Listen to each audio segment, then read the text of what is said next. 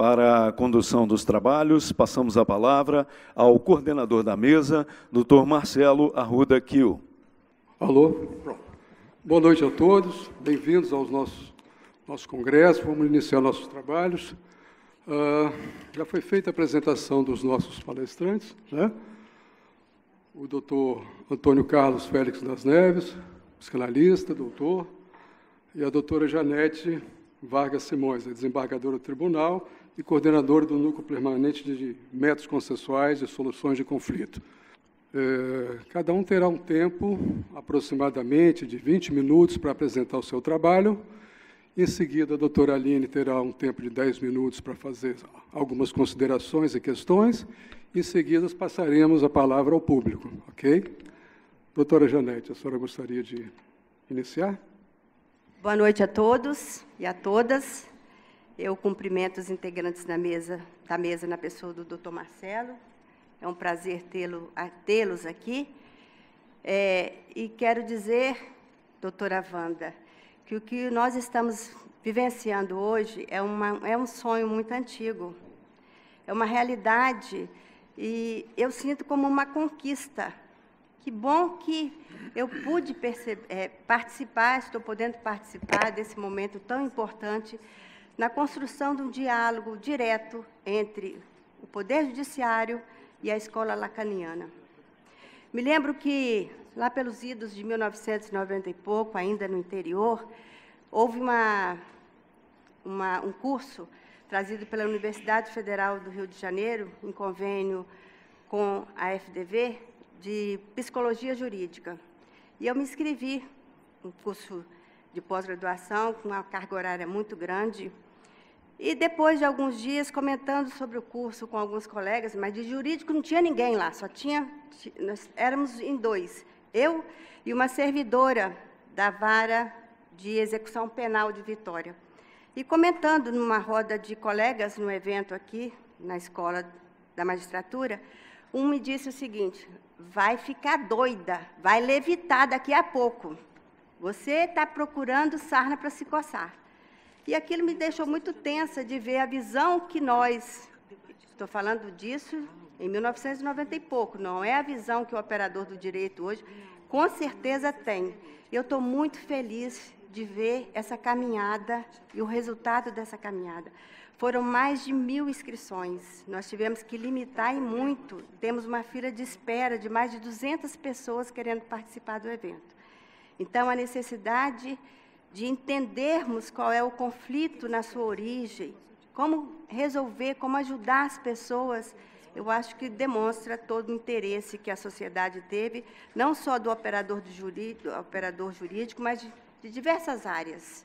Então, muito obrigado. Muito obrigada a todos vocês da Escola Lacaniana por dividirem conosco esse momento tão importante. Sejam todos muito bem-vindos. Bom, e eu começo, então, tenho 10 minutos para falar, né, professor? Eu começo, então, dizendo que nós, da área do direito, aprendemos nos bancos da universidade uma regra mais do que especial na nossa carreira científica. Direito é fato, valor e norma. É a lição que nós aprendemos do nosso eterno professor Miguel Reale. Muito vinculados. Fato, valor e norma. Mas, diante do contexto que nós estamos vivendo ultimamente, numa proporção assim que não dá para a gente imaginar o que é que pode vir amanhã, exige o momento social e jurídico um olhar diferenciado para o direito de família. Situações que até então eram somente exemplos na literatura clássica do direito, hoje bate à nossa porta, é presença no dia a dia desses debates. É a nossa pauta do dia a dia, exigindo assim, portanto, de todos nós, operadores do direito e cientistas de outras áreas, um olhar diferenciado. Ou seja, é a visão do conflito real. Hoje o que nós temos é a visão do conflito real e não a visão da norma, que até então conhecíamos através da doutrina. Bom, e são situações que fogem completamente aos limites tradicionais previstos na norma legal. Então, são situações que o juiz se vê onde que eu vou procurar, como vou procurar resolver tal situação. E, então, quando eu falo que nós temos que ter um olhar diferenciado, eu estou dizendo que nós temos que, sim, que ter um pensar e agir de forma diferenciada.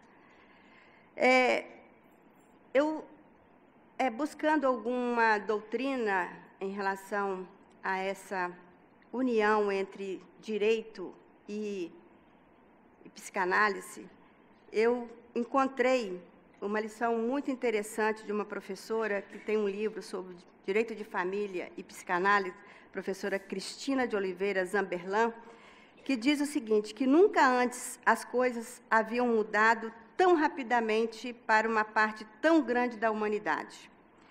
Tudo é afetado, até a educação, a política, a economia, a vida familiar, até mesmo os aspectos mais íntimos da vida de cada um. E diversos conceitos hoje nós temos de família. E o mais importante que eu acho que diz tudo a esse momento que nós estamos vivendo, que é o do professor Cristiano Chaves, conhecido por todo operador do direito, que diz o seguinte: família é o fenômeno humano em que se funda a sociedade, sendo impossível compreendê-la senão à luz da interdisciplinaridade, máxime na sociedade contemporânea, marcada por relações complexas, plurais, abertas, multifacetárias e globalizadas. Então, nós temos que entender a família como uma estruturação familiar que não se fecha apenas dentro da norma legal. E sabemos todos que, no primeiro momento histórico, nosso momento da humanidade, o modelo existente de família era um modelo patriarcal e patrimonial.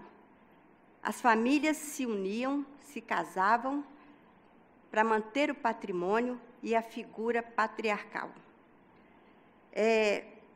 Não existia esse sentimento que nós temos hoje do afeto, da necessidade do companheirismo, da necessidade da união no seu estrito dever legal. É verdade que, com o desenvolvimento da sociedade, desenvolvimento social e científico, ruiu, hoje nós estamos presenciando isso, ruiu totalmente esse primeiro modelo familiar que nós tínhamos até então. O império do ter, que era o império que as famílias lutavam para manter, ele não existe mais na nossa sociedade. Na nossa realidade, a busca por uma família amparada no afeto é o que nós estamos vendo na nossa sociedade de hoje. Então, a nova arquitetura que nós temos hoje na relação familiar impõe um novo modelo, impõe um novo entendimento dessas relações que estão surgindo, impõe de nós, principalmente, do Poder Judiciário, do operador do direito, um novo agir e um novo pensar. Eu digo ainda que diante dessa visão, família, casamento, desnecessidade, união, afeto, as relações amorosas, com certeza, elas vão se deteriorar com mais facilidade. Se até aquele modelo da relação patrimonial e familiar, os casais ultrapassavam a vida sem qualquer manifestação de sentimento, apenas com as fotografias nas paredes, e era muito comum você chegar nas casas de antigamente, aquele monte de foto no corredor dos filhos, do casamento, disso tudo, mas a relação afeto era a última a ser discutida, quando não, nunca discutida. A verdade era essa. Então, nessas relações de hoje, nós sabemos que a deteriorização da relação, ela é muito mais presente, ela é muito mais rápida, né? Nós sabemos que as discussões jurídicas são cruéis. E como são cruéis? Elas desnudam toda uma vida familiar para aquele que nunca viu as partes, para aquele que nunca conheceu as partes. E você se torna, às vezes, a pessoa que mais absorve toda essa demanda das famílias, principalmente daquelas que não têm condição de resolver o rompimento daquele afeto. Nós sabemos que casamento, qualquer tipo de relação, podem ser efêmeras, mas a separação jamais vai ser efêmera. Ela pode durar por muitos e muitos anos, deixando sequelas que só mesmo com o tempo é que nós vamos conhecer. Mas quando instalada essa crise entre o casal e que o casal não esteja preparado para absorver e resolver, aí o prato está pronto. Entra em cena o exército do judiciário, o advogado, o promotor, o juiz, e é esse exército que vai dizer para aquela família que está naquele momento de rompimento de todo o afeto, de toda a realidade, que vai dizer quem vai pagar a pensão, que vai dizer que hora que o filho pode visitar, que vai dizer como é que vai partilhar os bens. Até que ponto nós temos legitimidade, conhecimento, capacidade para fazer isso? Então, é isso que nós estamos discutindo hoje. É essa necessidade de conhecimento da realidade das famílias que nós temos que conhecer. E eu confesso a vocês que eu me sinto extremamente angustiada quando eu me deparo com o processo de família, quando você não consegue fazer com que as partes conversem e você tem que, numa canetada, decidir o que é melhor para aquele casal. Um casal que até então era jura de amor, era promessa de fidelidade, promessa de companheirismo, e, de repente, eles chegam e você tem que decidir isso. Nós sabemos que, numa terapia, e aí os professores aqui da Escola Lacaniana podem dizer, os psicólogos, eu acho que as pessoas demoram um tempo maior para dizer, para expor, para deixar transparecer toda a sua dor, todas as suas dúvidas, todas as suas angústias. Isso é com o tempo que ele é construído. No judiciário, não. Não tem ensaio. Já chega pronto. Já chega o pedido do doutor advogado, já chega o parecer do doutor promotor de justiça, e aí o juiz tem que decidir.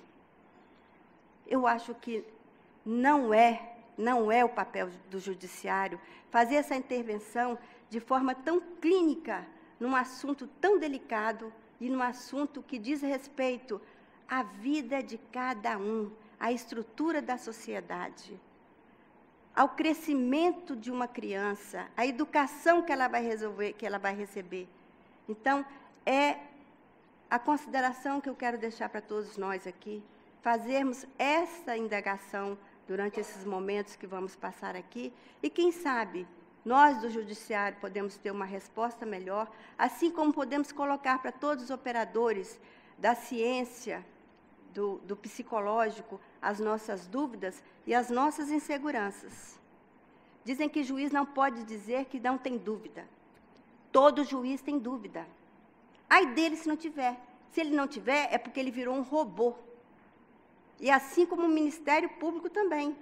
Ninguém é dono da verdade, e isso eu aprendi lá nesse curso de pós-graduação, ninguém é dono da verdade para estabelecer uma regra e que a regra tenha que ser cumprida. Ela pode até ser cumprida aqui no papel, vai ficar bonitinho, mas lá no dia a dia da família é que nós temos que ver o que está realmente, o que está acontecendo com aquela família. Eu penso que, professor Marcelo, que não se rasga uma relação familiar com uma sentença de divórcio, com uma sentença de fixação de horas, de guarda e nem de alimentos. Não se rasga. Nós podemos achar que nós rasgamos, mas nós não rasgamos. E aí, nesse caminhar do direito, como eu estou falando aqui, se eu estivesse falando isso há uns 10 anos, 15 anos, com certeza amanhã eu teria um PAD aqui na minha frente. Mas, nesse caminhar, nós não podemos deixar que, naquele momento de fragilidade das partes, naquele momento, uma fotografia pontual de uma relação, de uma vida, nós não podemos deixar que a causa maior da separação, que é o não gostar mais, que é não querer mais ficar com a pessoa, que tudo isso seja contaminado pelo ódio, pela disputa, pela inveja, fazendo, inclusive, às vezes, os filhos de defesa de cada um. Esse é o grande dificuldade que nós temos quando nós sentimos que o processo se tornou uma arma para cada um.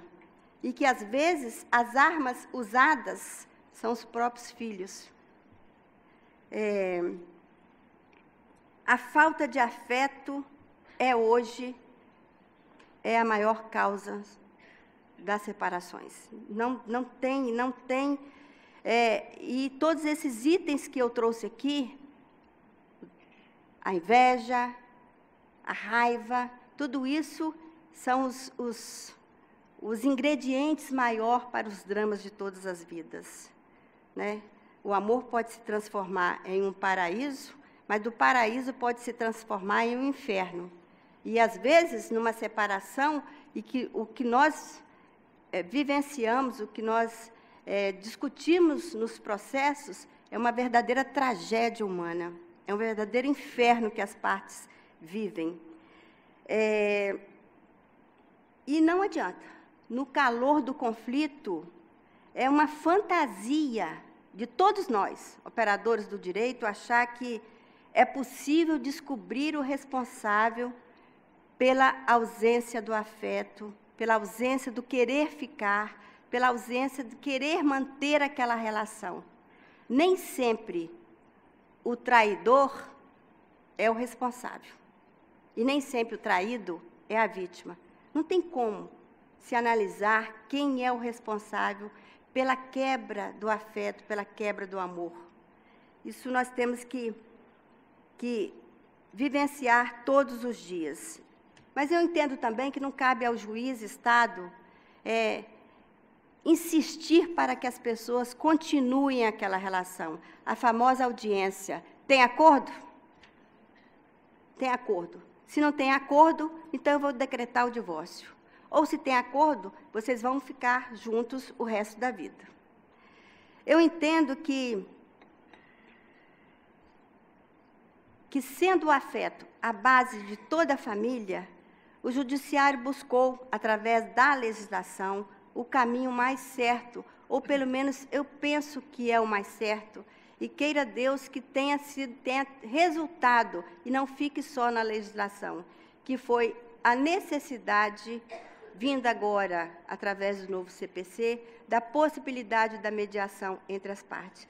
O que nós temos que ver? Nós não temos que ver quem foi o responsável pela quebra da relação, mas nós temos que ver como ajustar para que eles conversem, para que eles resolvam por si mesmos os problemas que chegaram até esse ponto. Então, a mediação, para mim, professor Marcelo, ela vem nesse sentido, que sejamos pontes para que as partes saibam conversar, saibam dialogar, não tendo necessidade de que o Estado juiz chegue e, como eu disse, o exército do Poder Judiciário chegue e diga às pessoas o que elas devem fazer, que hora que elas podem ver os filhos, quanto o pai tem que pagar ou quanto a mãe tem que pagar para que os filhos tenham educação, tenham saúde e outras necessidades mais.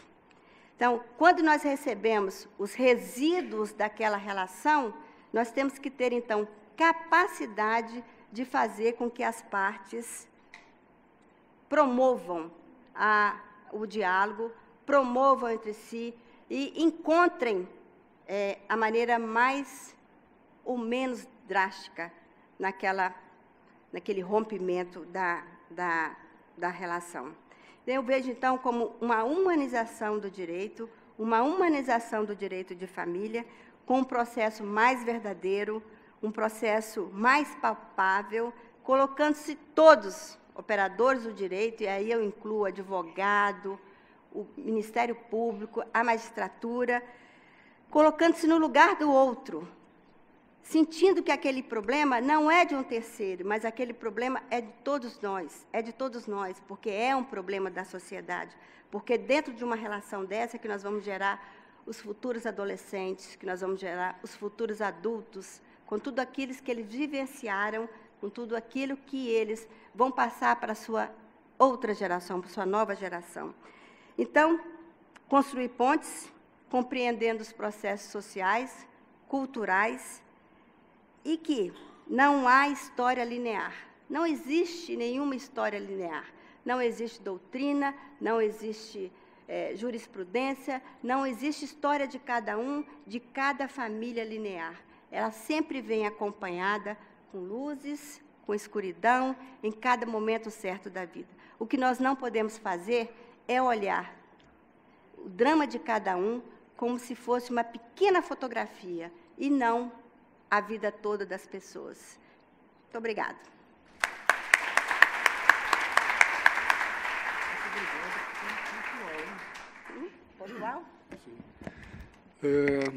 Queria agradecer as palavras da doutora Janete. Certamente ela nos trouxe questões fundamentais que vão nortear as nossas discussões, os nossos debates, e também queria agradecê-la pelo cumprimento do tempo estipulado, né? É uma tarefa meio desconfortável e desagradável para o coordenador, mas a gente tem que fazer isso para o bom andamento do debate. Tá? Mais uma vez, muito obrigado. Queria passar a palavra agora ao psicanalista Dr. Antônio Carlos Félix das Neves, psicanalista da Escola Lacaniana, que vai nos falar um pouco sobre mediação familiar. Boa noite a todos. Tá? Gostaria de, inicialmente, parabenizar os organizadores deste evento, nessa insistência constante, nessa conexão entre psicanálise e direito. Não é fácil, a gente insiste, né? E agradecer também pela oportunidade de compartilhar com vocês aqui a minha experiência nessa conexão com o campo jurídico, que foi no Ministério Público Estadual com os pedidos de reconhecimento de paternidade. Me apropriando aqui de alguns significantes da doutora Janete, né, que ela falou sobre entender o conflito na sua origem, o conflito real e não somente da norma legal, e um olhar diferenciado, talvez um olhar a mais, que a gente possa também, e é isso que eu vou tentar colocar para vocês, um olhar para outra cena. Tá? Eu dividi aqui a minha fala em dois blocos, um contando um pouco a minha experiência junto aos pedidos de reconhecimento de paternidade no Ministério Público Estadual, e eu trouxe aqui, com uma conexão, é um fórum clínico, eu trouxe um fragmento clínico para tentar exemplificar o que eu vou dizer assim, bem rapidamente, porque o tempo é curto, né? Bom, um pouco da minha experiência. Há uns anos atrás, eu supervisionei um projeto de extensão, eu lecionava na faculdade Univix, hoje Multivix, né? E eu supervisionei um projeto de extensão no Ministério Público Estadual, junto com a doutora Arlinda Monjardim, o seu assessor Fábio, onde os alunos escutavam os pedidos de reconhecimento de paternidade e depois discutiam o que escutavam sob supervisão. Esse foi um primeiro tempo. Um segundo tempo, junto com a Coordenadoria da Infância e Juventude, na presença aqui da doutora Janete Pantaleão, assessora Cláudia, né, nós montamos dentro da faculdade uma estrutura com os operadores do direito. Defensoria Pública, Coordenadoria da Infância e Juventude, Ministério Público, os alunos de Direito da faculdade e os alunos de Psicologia que eu supervisionava. Paralelamente a isso, junto à Secretaria da Educação e Cultura, nós conseguimos os nomes dos alunos que não tinham sobrenome paterno das escolas em torno da faculdade. Com isso, conseguimos, com a escola, os endereços desses alunos e intimamos essas mães a comparecerem, geralmente são as mães, lá nessa estrutura, conversando com os operadores do direito e com os alunos em questão. Procurávamos saber um pouco da história, por que aquelas crianças, aqueles adolescentes, estavam sem o sobrenome do pai. E depois pegávamos o endereço do suposto pai e fazíamos a mesma conversa com o suposto pai, para ver a versão dele sobre o que estava acontecendo. Mais adiante, a pedido também aí no caso da Coordenadoria da Infância e Juventude, nós fomos escutar no IASES os menores em conflitos com a lei que não tinham o sobrenome paterno. Enfim, toda essa estrutura montada na faculdade, nós colhemos muitos frutos, foi uma experiência enriquecedora, trocamos ideias, conflitos, né, e muitos reconhecimentos foram feitos e outros ajuizados, né, porque alguns pais queriam fazer o exame de DNA. No entanto, eu fiquei com uma questão, eu e os alunos de psicologia que faziam estágio em psicanálise, né, eu fiquei com uma questão do seguinte, às vezes tinham situações, a doutora Janete até comentou aqui, que o tempo do direito é outro, né, doutora? A gente, no consultório, a gente tem a possibilidade de escutar toda a questão da transferência, e o tempo que a gente tem ali é curto.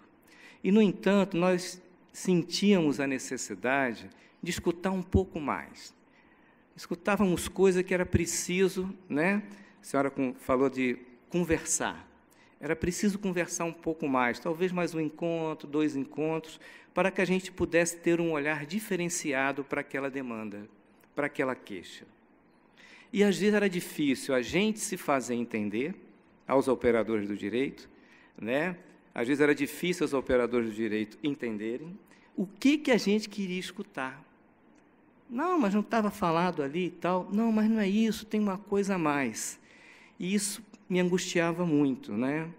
E é sobre isso que eu gostaria de falar aqui. O que é essa tal de outra cena?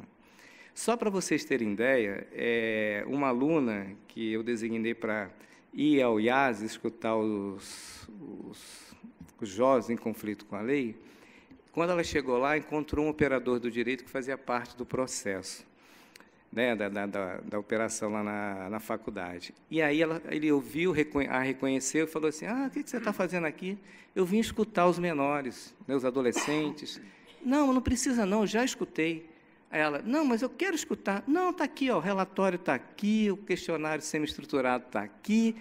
Ela não conseguia, né, dizer para ele o que ela queria escutar. E ele, por sua vez, estava com todo o relato lá dos jovens. Mas ela insistiu, né, ela era muito persistente, e ela foi escutar os jovens. Enfim, o que é essa tal de outra cena? Eu vou tentar, assim, dar uma ponta de luz. Porque os pedidos de reconhecimento de paternidade, né, a demanda de reconhecimento, então, é um pedido. E, para a psicanálise, toda demanda, a gente não deve tomá-la ao pé da letra. Toda demanda carrega também uma outra coisa. Então, a gente evita compreender rapidamente o que o sujeito vem nos pedir.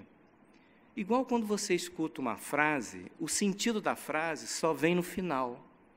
Retroativamente é que ganha sentido os termos da frase, né? Então, essa outra cena, é preciso que a gente evite compreender rapidamente o que esse sujeito vem nos pedir. E o que aparece geralmente nessas outras cenas? Porque, para a psicanálise, uma criança, né, ali no seu nascimento, ela é o discurso do outro, são as falas do outro, carregadas do seu desejo, das suas expectativas, que essa criança vai escutando e vão marcando esse corpo que ainda está em formação. Essas falas ficam, geralmente, recalcadas, né, um termo, né, utilizado pela gente, elas ganham um sentido enigmático, né? O sujeito ele não compreende quando um pai ou a mãe fala assim, olha, você precisa arrumar um emprego fixo, olha, homem não presta, né? Aquela insegurança que uma mãe ou um pai cerca ali a criança, é como se a criança falasse assim, pensasse assim, ele está me dizendo isso, ela está me dizendo aquilo, mas o que ela está querendo me dizer? É enigmático. E, às vezes, quando a gente cresce, a gente carrega esse enigma, essas falas, sem saber, e agimos em torno, às vezes, de uma frase, de uma palavra que a gente chama de significante, né? E, às vezes, nos queixamos, né, de várias situações da vida.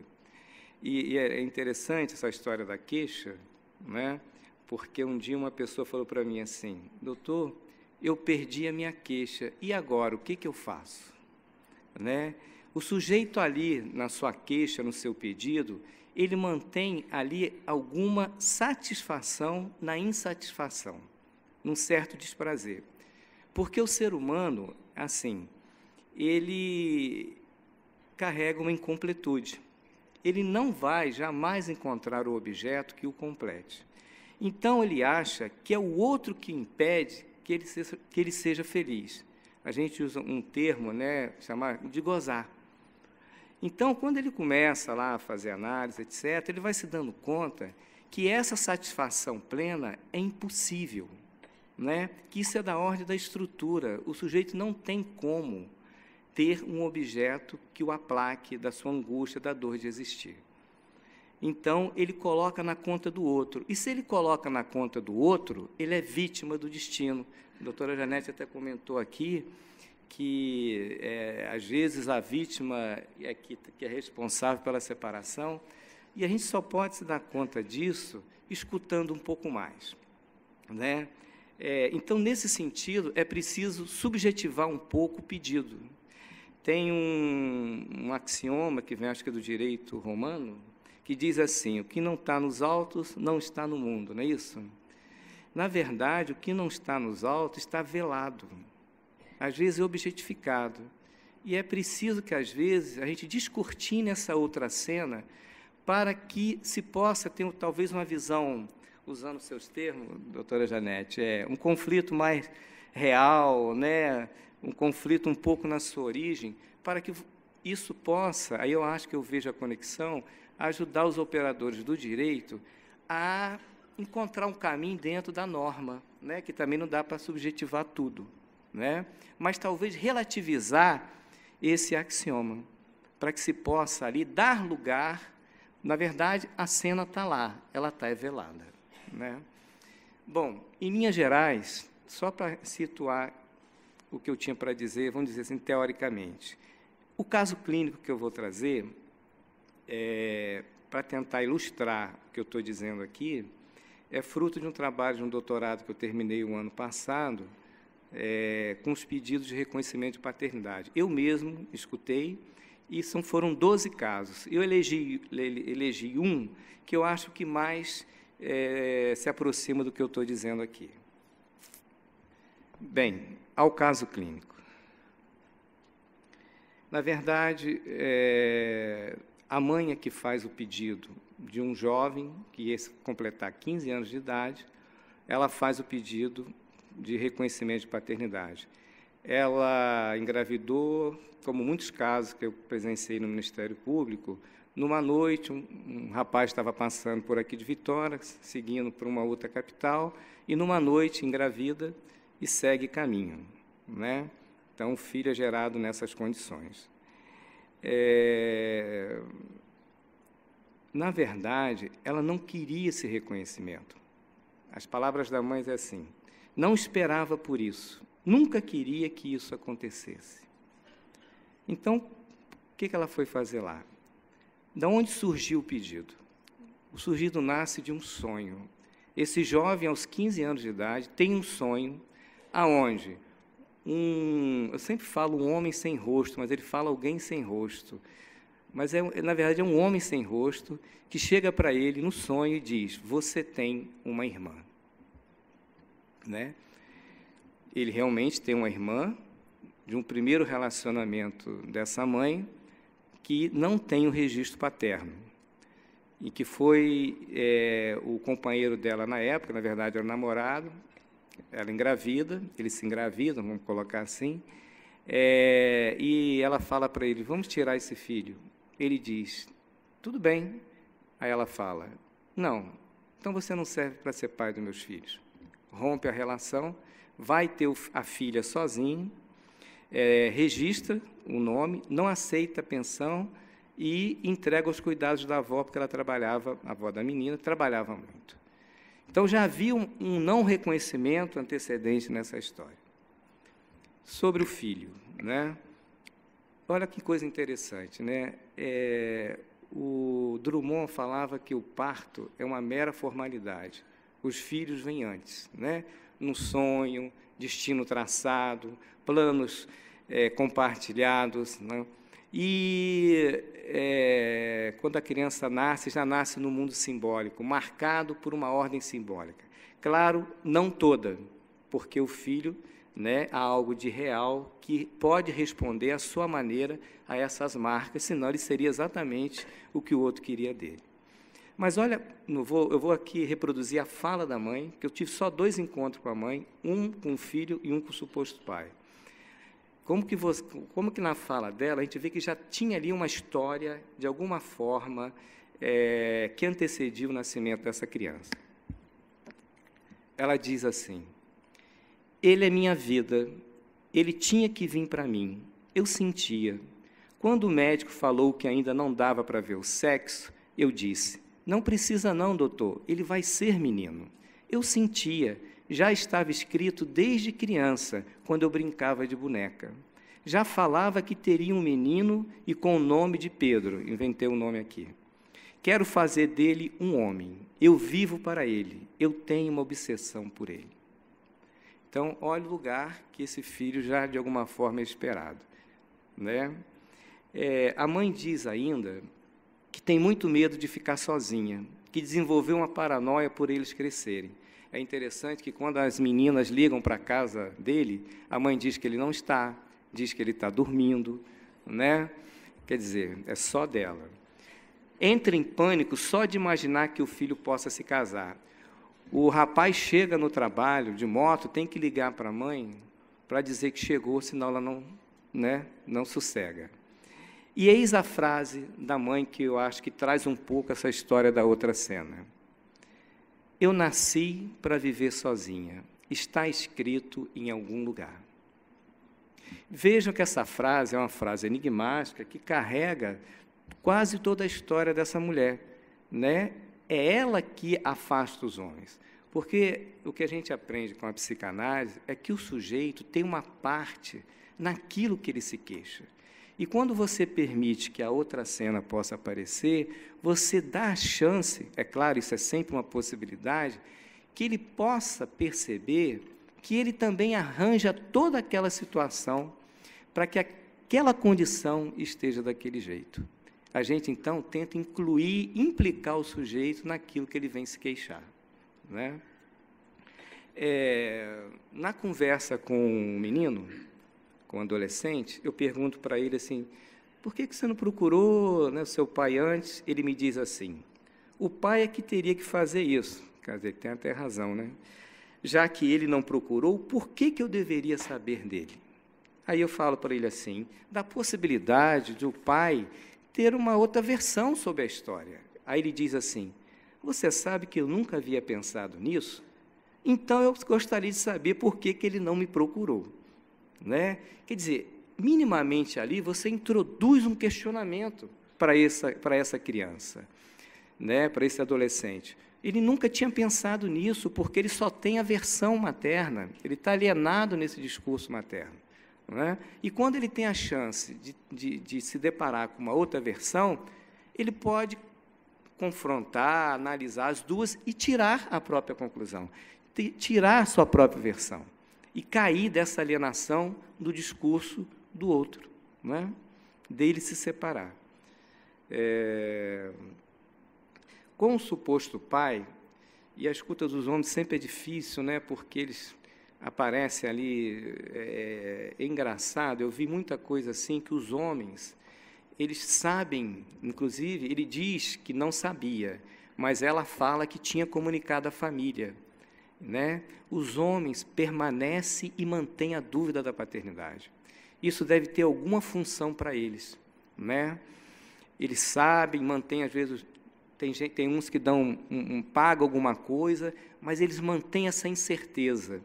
Eu não fiz uma pesquisa sobre isso, não foi possível, mas eu suponho que isso tem uma função para eles, manter essa paternidade, pai sempre incerto alguma função aí.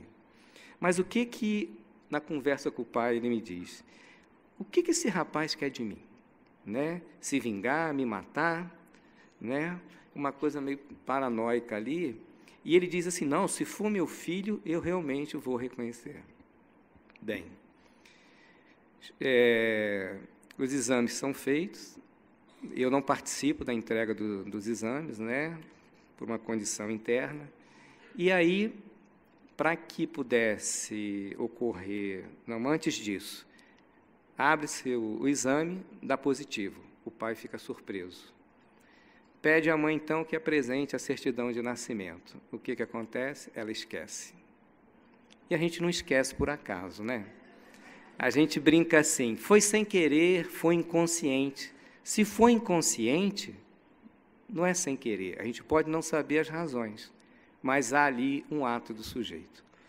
Logo, não pode incluir o nome do pai na certidão desse jovem. Então, marca-se um outro encontro. O que acontece? O pai não aparece, não consegue identificar, mas eu suspeito, porque essa mãe sabia, mas ela não queria, né? Eu não me contento com isso, quando eu fico sabendo, ligo para a casa da avó, porque eu tinha o endereço e o telefone, e pergunto, fulana está? Ah, não, ela não está. E o marido dela? Aí a avó fala, me permita aqui, vou falar do jeito que a avó falou. Ah, meu filho, ela não teve sorte na vida. Aí me veio a história que estava lá. Realmente, né, eu nasci para ficar sozinha. Está inscrito em algum lugar, né? Bem, eis a outra cena que, de certa maneira, faz valer a lei da mãe, do seu capricho em manter o filho sem o registro paterno. A lei da mãe, ou do capricho, antecede ao ordenamento jurídico e, às vezes, o determina, né?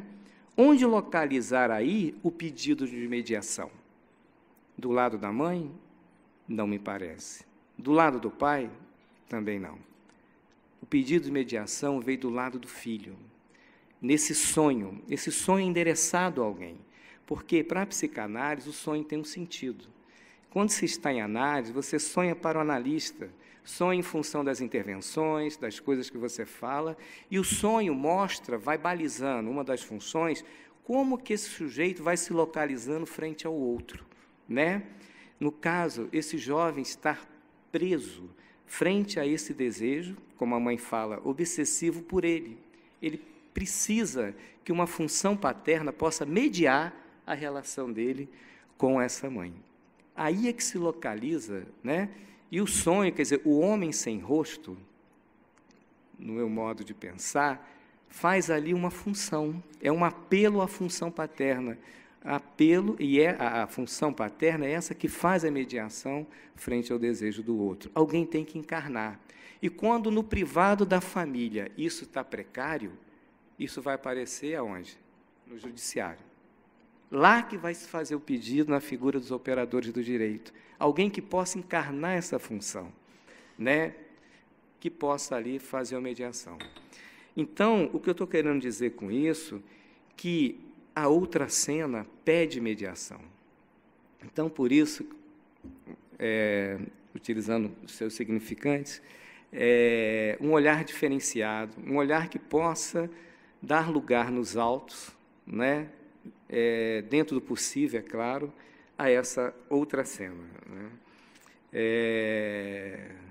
Eu lembrei aqui essa história do capricho materno. O Freud tem um caso clínico chamado Pequeno Hans, em que, mesmo o pai estando presente, a função dele não vigorava. A mãe permitia que a criança fosse para a cama, o que o pai falava era zero, né? Porque é a mãe que dá lugar para o pai. né? É a mãe que, a partir de um lugar vazio, permite que esse pai possa entrar. É claro, entra do jeito que ele pode. Alguns não conseguem entrar pelas suas questões infantis, a sua história familiar, mas é a mãe que dá lugar. E então, se a outra cena está ali caprichosamente velada, isso pode prejudicar o processo de mediação, se ela não for levada em conta. Bem, era isso que eu gostaria de trazer. Obrigado.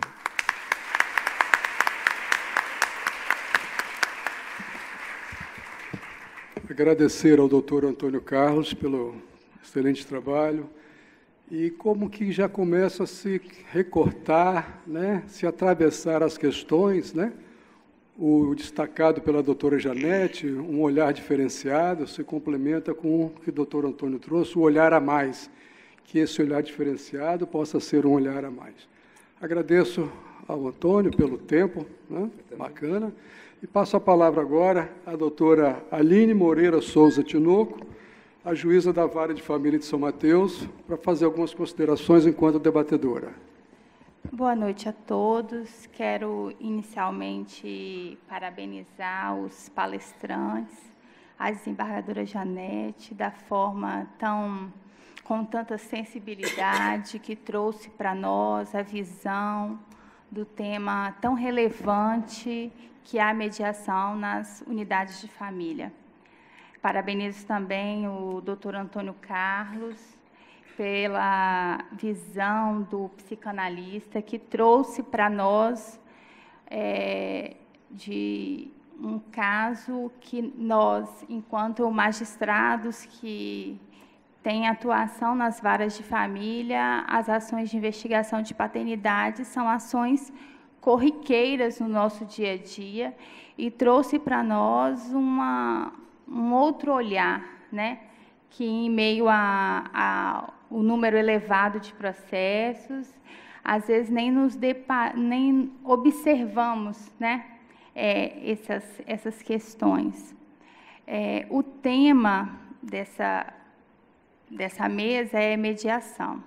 A doutora Janete colocou aí com muita sabedoria, né, o nosso dilema enquanto juízes de vara de família em decidir a vida do casal que está passando talvez por um dos momentos mais difíceis das suas vidas e que a mágoa e o ressentimento se sobrepõem a todos os outros sentimentos.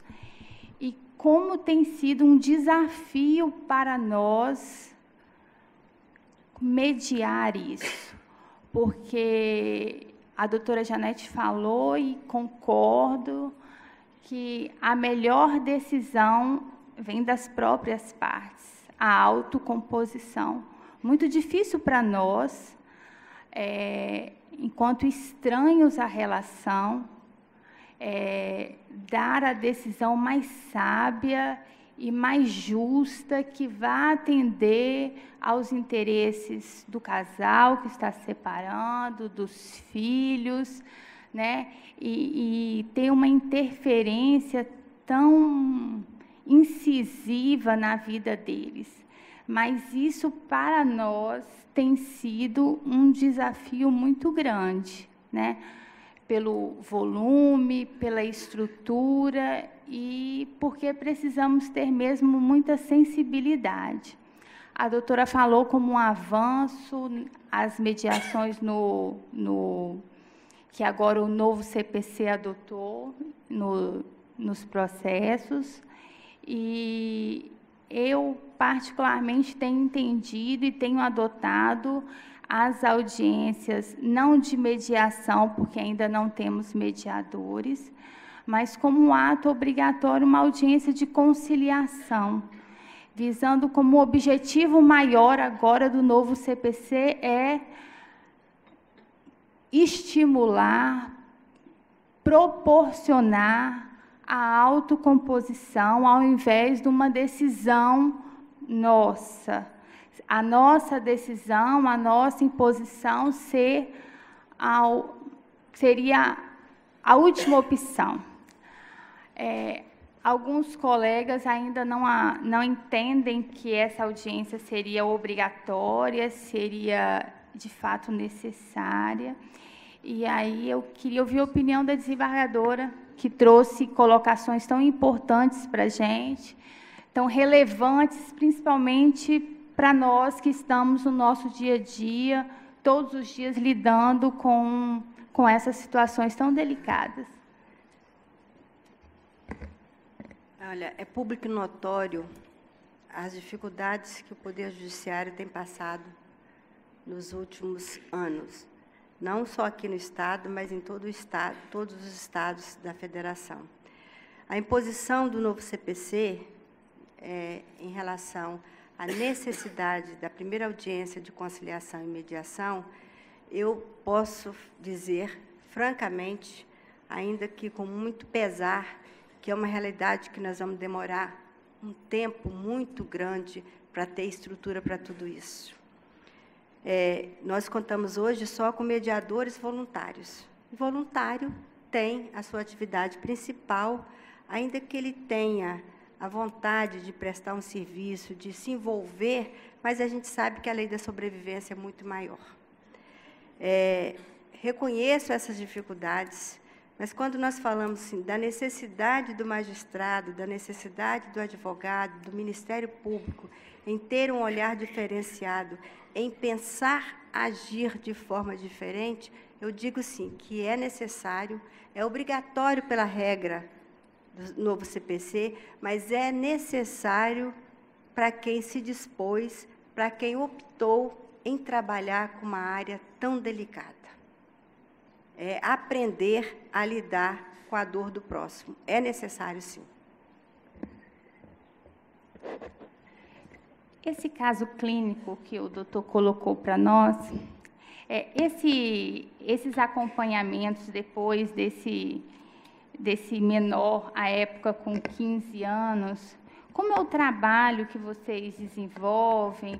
Porque, na verdade, aí, pelo que eu pude observar, o pai e a mãe, cada um com seus motivos, eles entendiam que a paternidade não era necessária para ele. E ele tinha esse desejo, algo que o incomodava, o sonho. Esse menor continuava fazendo acompanhamento, porque mostrou uma necessidade dele, que toda essa situação trouxe para ele um prejuízo na formação, psicológico. Como é o trabalho que vocês fazem?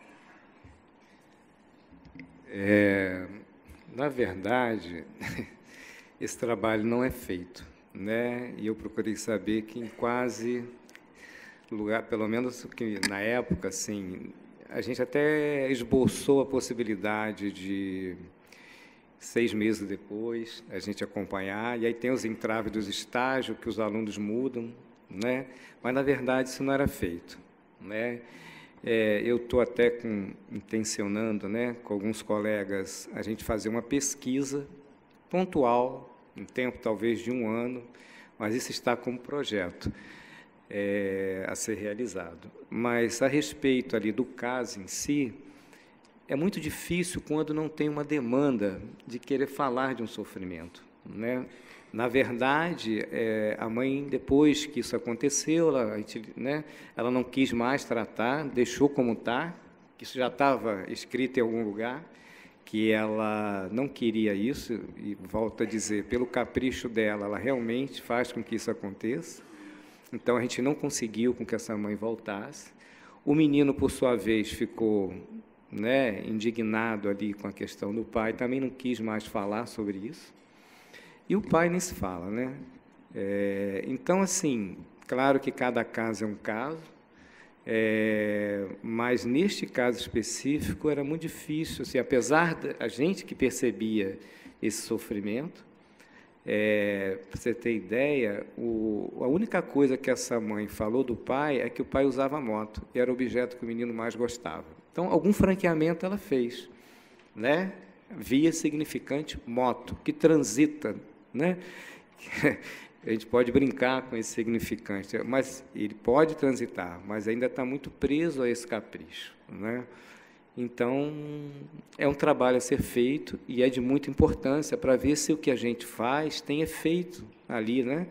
Se a nossa escuta, se alguns apontamentos que você realiza ali no Desejo da Mãe, uma conversa, porque no consultório, isso, né? Primeiro que é uma demanda, o sujeito vai, então ele retorna, tem uma transferência com o analista. Isso que a doutora Janete falou, o tempo ali, né, não está ao nosso favor. O que aconteceu com um caso, que eu já apresentei em outro lugar, que houve uma demanda de atendimento e eu fui atender no meu consultório. E foi o principal caso da tese, que eu já relatei numa outra oportunidade. Mas isso já apresentei. Mas foi possível ver os efeitos da angústia da mãe, do lugar que essa criança representava para ela, etc. e tal. Mas é um trabalho a ser feito. Queria agradecer a mesa, a doutora Janete, a doutora Aline, o doutor Antônio Carlos. Eu acho que para um início de congresso foi muito bom, né? Queria comunicar agora uma pequena alteração que a gente vai fazer na programação. Em função do atraso no início da abertura do nosso congresso, a gente vai passar diretamente para a conferência do Dr. José Nazar, e gostaria que vocês guardassem as perguntas para a gente deixar para fazer no final, no debate final, depois da conferência. Tá bom? Muito obrigado.